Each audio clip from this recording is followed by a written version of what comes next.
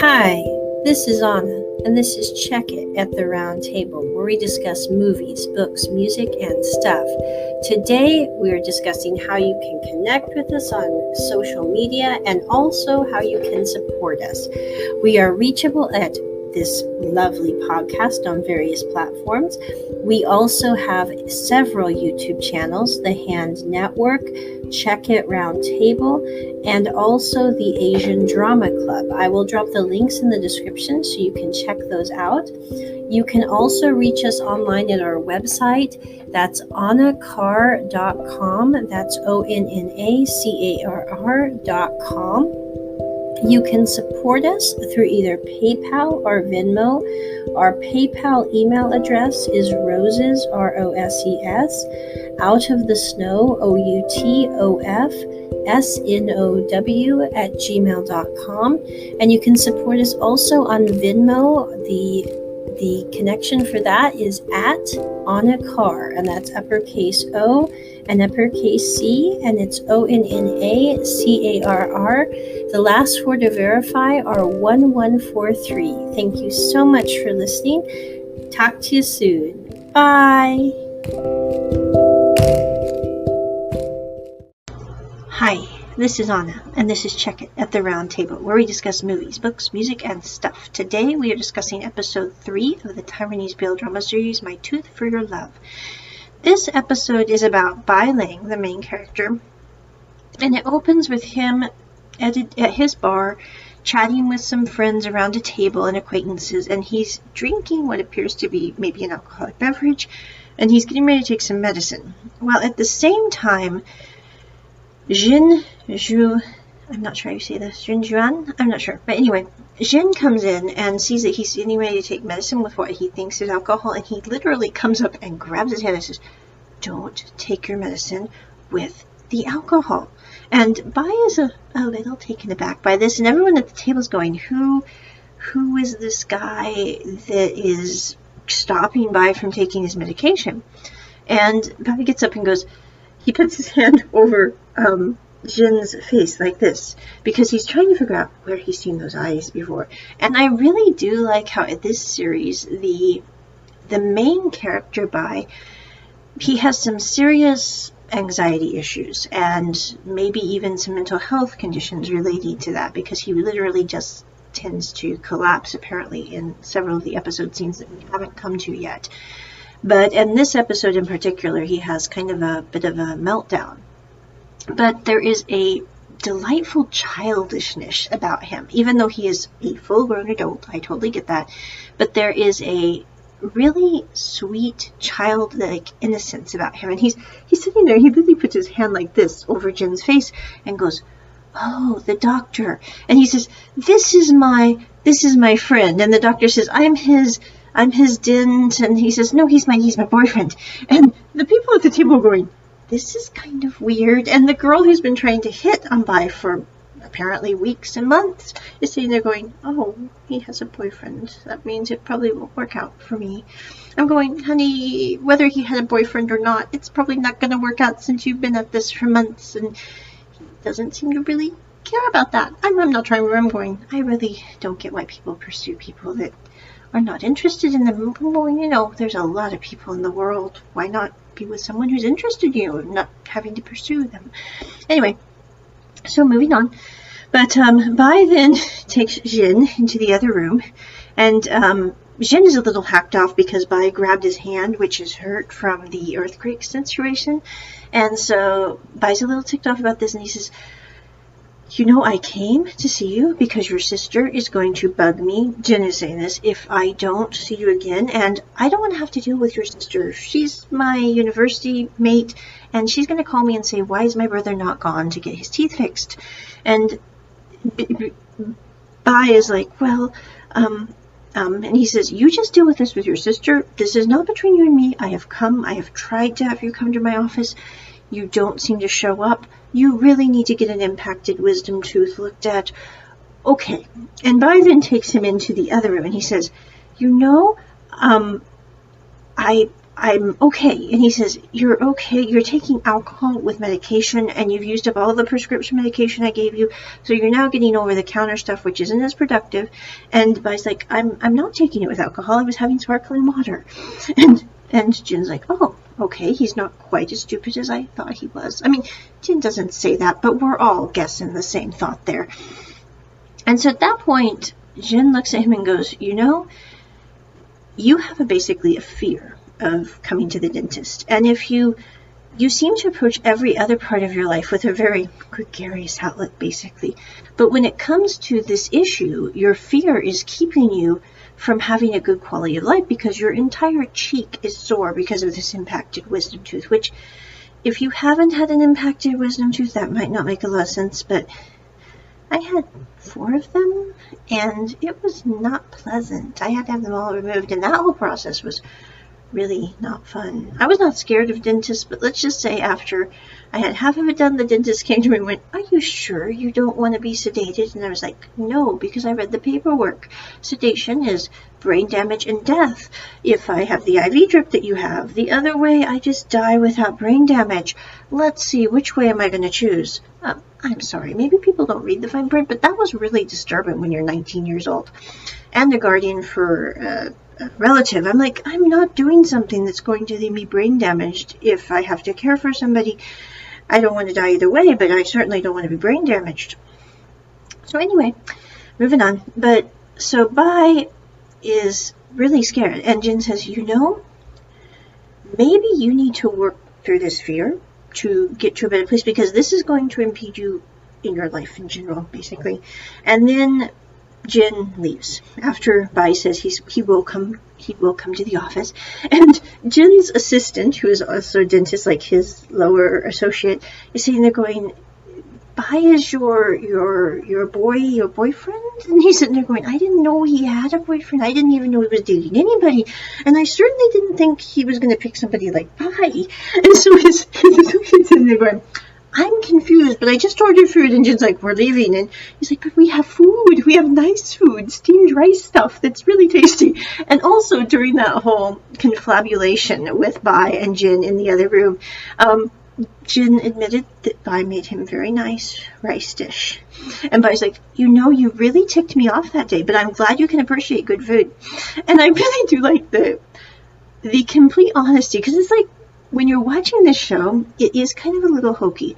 But the one thing that I really like about the 2 main characters in the show, and also even with the lesser characters in the show, that is Zhao Qinghao and He Qiantian. I'm so sorry, I'm not very good with Mandarin. I'm working on that, but it's going to take me a bit. But the thing I like about these couples is they do not really have a filter of politeness with one another. Now, what I mean is not that you shouldn't be polite to your significant other. What I mean is, a lot of times in relationships, from the outside looking in, I have known several people who they're dating someone, but they don't really tell them what they're thinking. They might be really hating going on a date to like the extreme sports arena, but their other significant other wants to, and they just sit there and go, oh, I'm so looking forward to this. And they're really sitting there going, I'd rather watch ice melt than go throw myself on a propulsion machine. So anyway, or you have conversely someone who really likes extreme sports, and their significant other wants to go to the bookstore, and they're sitting there going, oh, I love books, but they really could care less about books, but they don't want to offend that other person, and so they don't tell them what they're thinking, which I'm just saying, I think it'd be really hard to be in one of those relationships, because you have no idea what that other person is really thinking, and you are in a situation where you don't feel comfortable asking them what they think. So anyway, but with Bai and Jin, and with Zhu and He Qiantian, I'm so sorry if I'm saying that wrong, the thing that I really appreciate is there is no filter. If Bai sits there and goes, you really hacked me off because you didn't like the food, but since you appreciate it, I'm better now. And with Jin, he will sit there and go, you know, you really need to work through this fear or it's going to cause you trouble. And they're not even in a relationship right now, but they are in a situation where they're gaining each other's trust as friends. Now, we then have the storyline go to He Jiantian, who is almost 19 years old, out with his mom and his dad for his mom's birthday party. His mom is so excited to be there having dinner, and his dad could really care less. He's like, why do we have to be here? You need to be having friends of higher status and having a big party to influence them. He's telling Qiantin. And Qiantin is like, you know what? I never please you. I'm really tired, and you and his parents are like, we always do what you want. We always support you. And he's like, well, would you support me if? And he just grabs the waiter, who happens to be Zhu Qinghao, and kisses him full in the face. And the waiter does not know what to do. He's like, I'm just bringing people drinks. And he literally shoves him back onto the booth. And he's like, this does not happen every day. And he then picks up the glasses, which went everywhere. The boy got thrown. The dad then picks up the boy and throws him again, because the boy says, well, would you like me if I like boys? Which I'm really kind of sick of that statement, because I'm like, it's not about liking boys. It's about, do you like a specific person? So I think, we could really use some upping in that. I'm just saying. Because I'm like, if my kid came to me, like, I don't care who they like. I just care that they, really like that person and are good to that person, and that person is good to them, regardless of their gender or whatever. I'm just like, why do we have them always say to you, what if I like boys, or what if I like girls? I'm like, well, be more specific. Do you like all boys? Because that could be problematic. And do you like all girls? Because, oh boy, that could be problematic too. So I'm like, I'm just saying. But anyway, Zhu Qinghao has made his parents mad. They have left. She left her business card. When Bai comes to work that night, Qiantin is sitting out in the alley with a big red mark on his face. Now, that red mark is because his little purse hit him in the head when he was thrown to the floor, either when he was having that little moment with Xiaoqing, or when he was having that issue with his dad. And Bai comes in and he goes, there's a kid outside, and he's talking to Zhu Qinghao, because Zhu Qinghao is telling him what happened with the other lady that's there. And they go out to talk to the boy, and he's like, well, my parents threw me out, and they won't let me come home, and they also took my key. Now, I really think, in this case, I do not think what Qiantin did was right at all. I'm like, there's no way to make that right, because you should never kiss someone who does not want to be kissed, who's just a random citizen handing out drinks. I mean, that's a really bad idea, regardless of your age. I'm like, he's 19, almost. Some people are 40 years old and haven't gotten that one down yet. But I'm just saying, he didn't do the right thing. This has nothing to do with whether he likes guys or not. It's just he didn't do the right thing in that situation. But the fact that his parents took away his house key and left him to fend for himself on the streets of Taipei, which I do realize is one of the safest cities in the world, but still, what were they thinking? No offense, I'm going, these are really bad parents. Like uber bad parents that would leave their kids in the middle of the night in a city and say, oh, I'm just taking your house key. I'm not letting you take any of your clothes.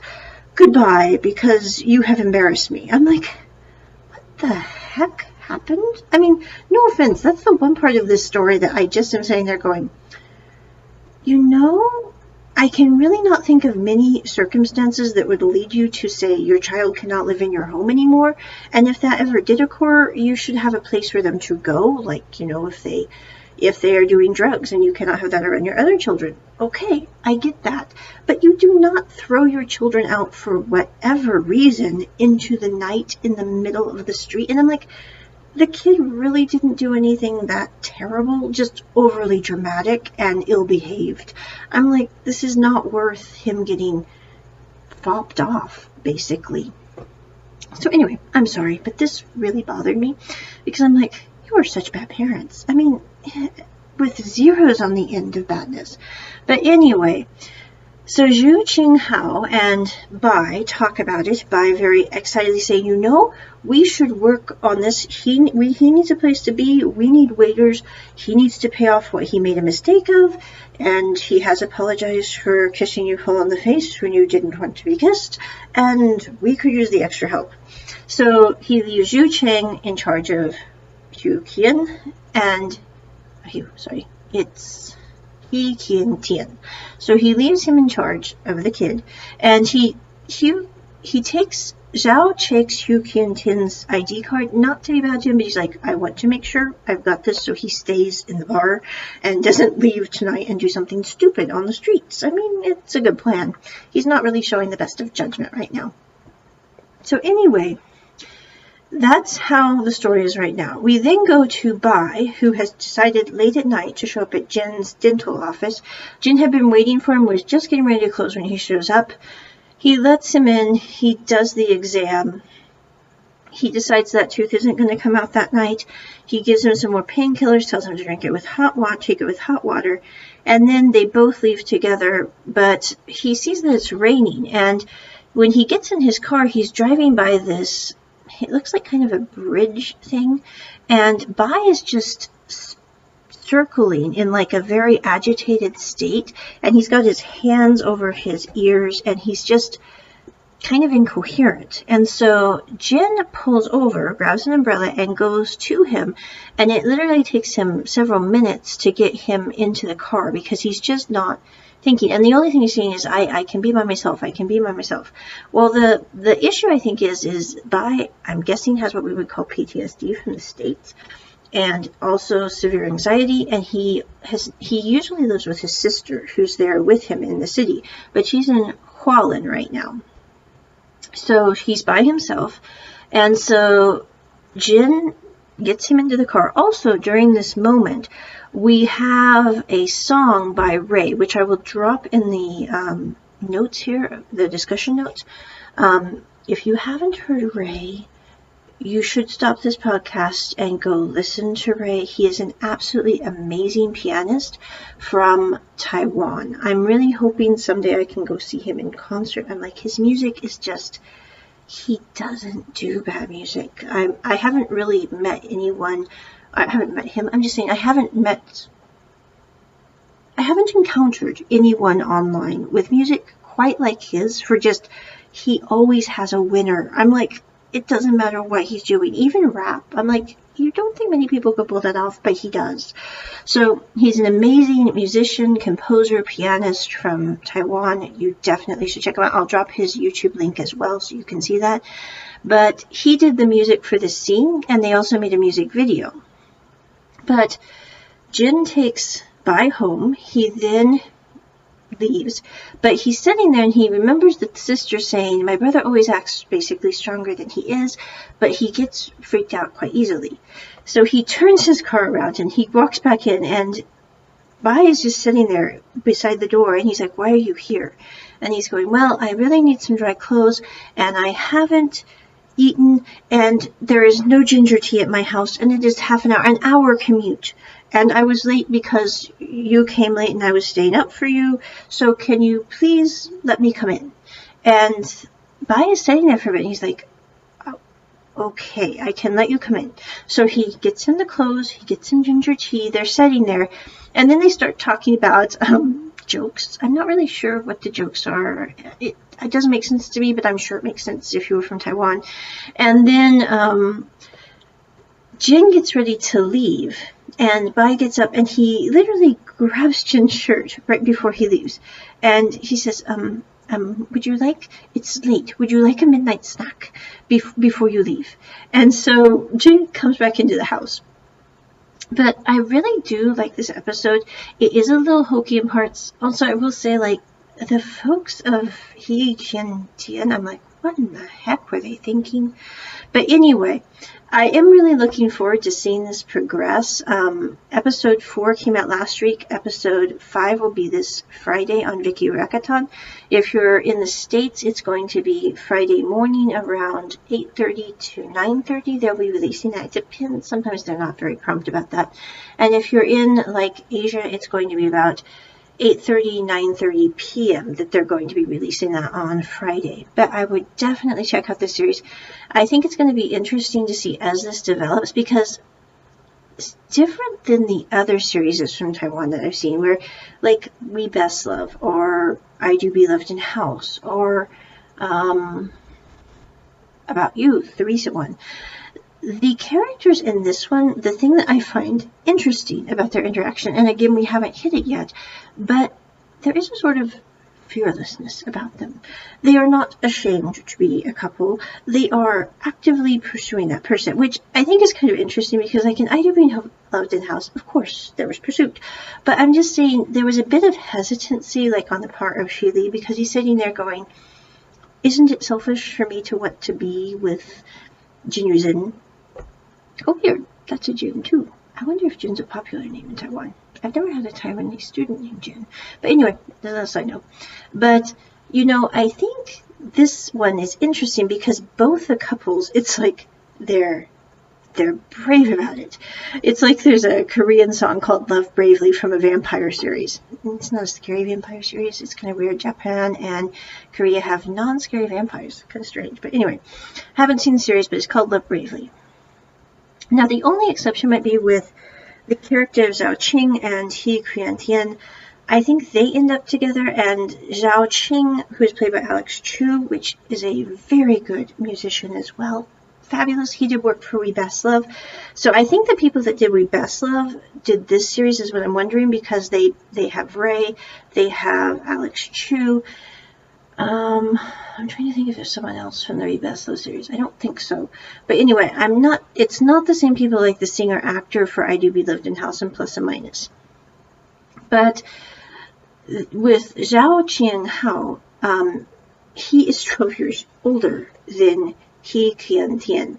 And that, I think, is one of the reasons that he does not want to be with this person, because he's worried that down the road that could cause trouble. And even now it could cause trouble, because I'm like, if you're dating someone 12 years your junior, you're going to have to be kind of impenetrable to being offended by people's opinions of you, because even in a very liberal society, people are going to judge you. It's like, I was talking with one of my acquaintances recently about this, because we were discussing, you know, the difference between if a man dates someone who's younger than him and a woman who dates someone who's younger than her.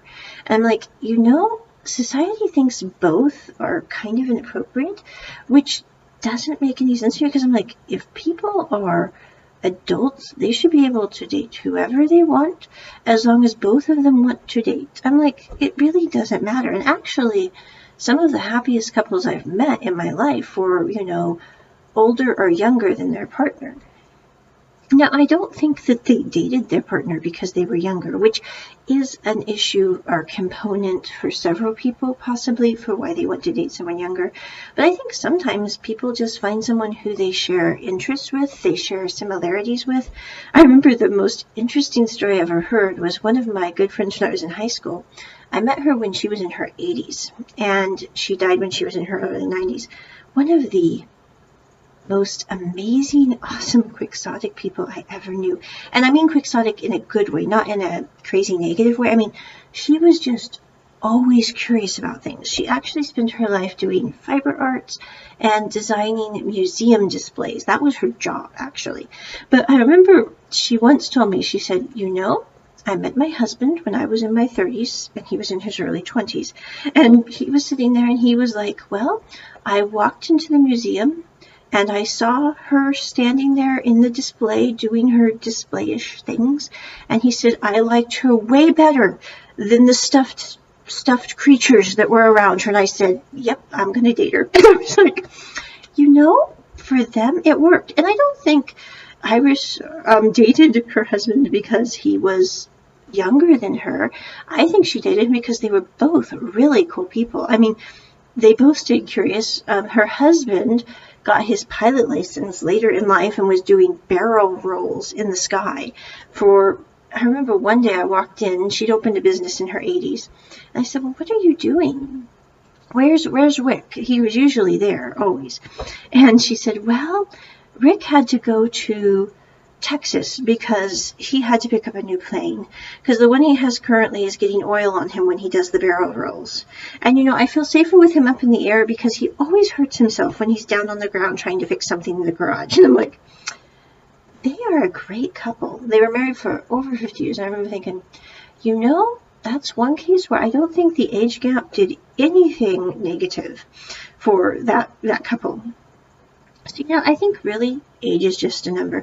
Now, I will say I was watching the movie, what is it? Catherine Called Birdie with a friend. We watched that last night. It was fabulous. If you haven't seen that show, you definitely should.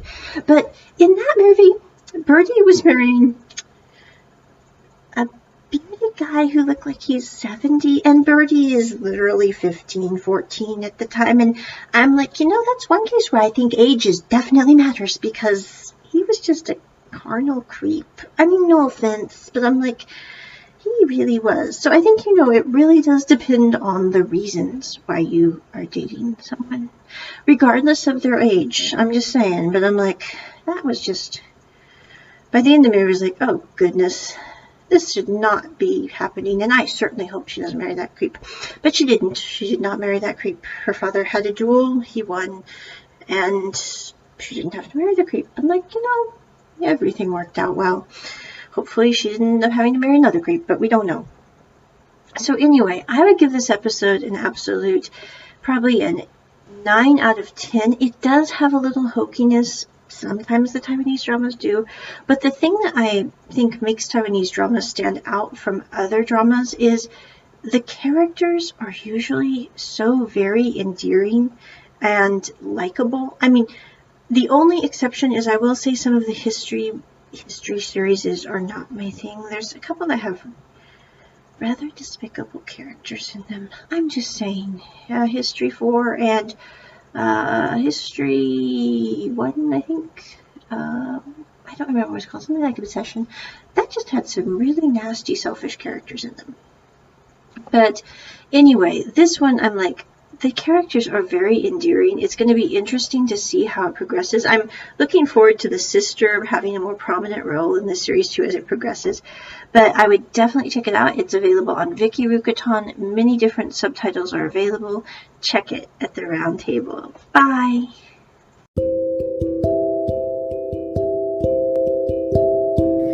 Hi, this is Onna. And this is Check It at the Round Table, where we discuss movies, books, music, and stuff. Today, we are discussing how you can connect with us on social media and also how you can support us. We are reachable at this lovely podcast on various platforms. We also have several YouTube channels, The Hand Network, Check It Round Table, and also the Asian Drama Club. I will drop the links in the description so you can check those out. You can also reach us online at our website. That's onnacarr.com. That's ONNACARR.com. You can support us through either PayPal or Venmo. Our PayPal email address is roses, ROSES, out of the snow, OUTOFSNOW @gmail.com. And you can support us also on Venmo. The connection for that is at Onna Carr, and that's uppercase O and uppercase C, and it's ONNACARR. The last four to verify are 1143. Thank you so much for listening. Talk to you soon. Bye.